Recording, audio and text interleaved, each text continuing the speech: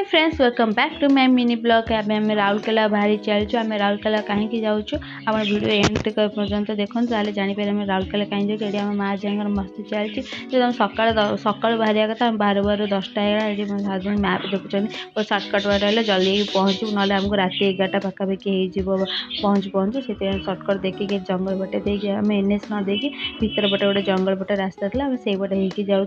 ये दीपर टाइम पाखापाखि 3टा हो गला भोक जोर से लगे सका आम कि खाई आसनु घर में खिचड़ी बनईक आनी से खिचड़ी सब मिसिक खाऊ कारण बाहर खाद्य हजबैंड खाती तो से खिचड़ी बनईक नहीं आसलु बस समस्त खाइलु।